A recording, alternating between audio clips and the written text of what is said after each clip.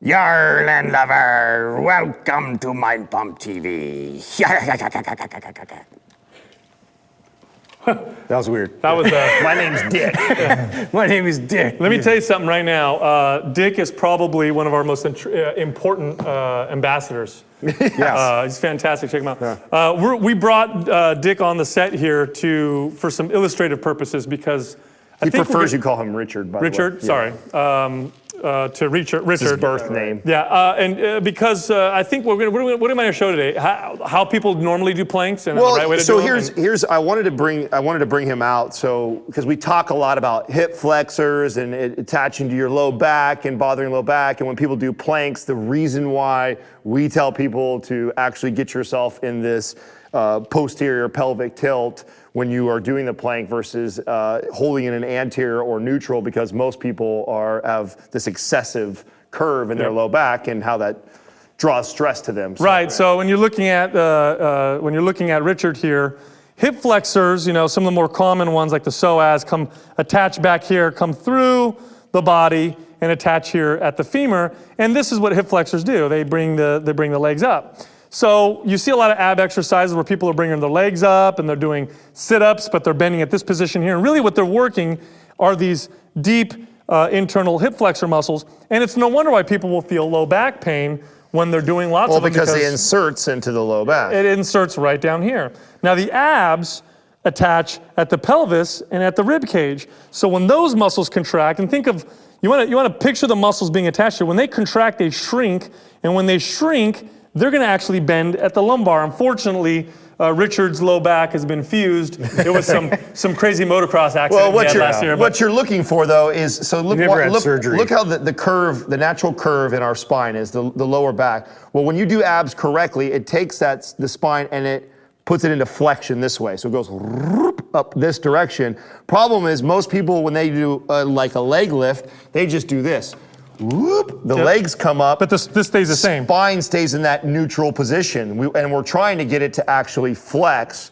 So that's what I wanted to show before you got down into your plank. So most of the time the abs are in isometric contraction, kind of stabilizing the spine, whereas we're trying to get it to actually contract and go through all three phases of contraction. Right, and it looks like he has a little hip impingement going on. Is that what happens? His hip flexors are so goddamn tight that he can't straighten his legs. He's gonna end up walking around like this. It's just pulling him to the ground. Richard is just like most the average Americans. He has a hard time. Everybody's seen that person. Okay, so let me demonstrate a plank like you see in most gyms. And Doug, when I get in here, why don't you go and film me from the side? Because I know everybody's gonna see this and go, wow, that is a proper plank. No, for most of you, it won't be. So this is what we see in gyms. And people hold this position right here. Looks okay, right? Back is pretty flat. I'm holding my position. I'm keeping my core tight. I feel a little bit of my core. As they say, sort of like a natural curve in your lower back. Yeah. I'm not... And I see this in magazines. I see people... Now the problem with this is that Sal can hold this, and those hip flexors that we were talking about right now, most of them are doing the work to hold him in this position because they're already an overactive muscle in 90% of the population. So when they get down in this plank position, those muscles, they're already overactive, they're already tight, so they end up just holding and supporting, and you actually don't get a lot of core and abs like most people should from this. You actually end up strengthening a strong anterior pelvic tilt, which for most people can create some problems and some imbalances because we sit down a lot. Which that's this, right? So I'm exaggerating. Yeah, why strengthen that? Right. So this is what people have, this natural curve, and most people have an excessive curve because of the shortened hip flexors, tight muscles here, and then they get in this plank position and they hold this plank position. And they just hold it. Yeah, and then maybe they kind of come into a little bit more neutral, but still very dominant in the hip flexor. Right. So we're going to show you a version that really works the abs. We're going to put the abs in a contracted position by placing you in what's called a posterior pelvic tilt. And believe me, if you do it this way, you're gonna see what I'm talking about. Literally, when you're done with this video, try it on your own.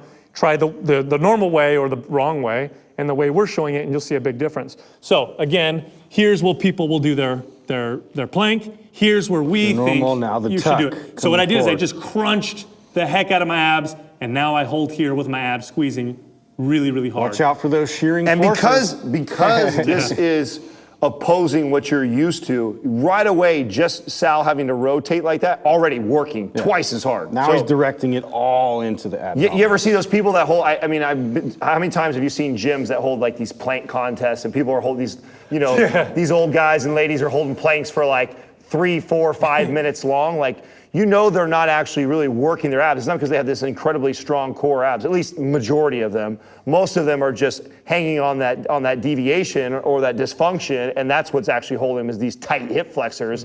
If you actually rotate that pelvis, contract those abs, watch how fast you fatigue. Yeah, so next time you do these planks, tuck your tailbone, crunch your abs, squeeze them and hold them while you're doing your planks, and most of you will do these for 30 seconds. Oh, you'll feel the difference immediately. Right away, you'll feel the abs working better. So. And the idea is that you do that when you break form is when you stop.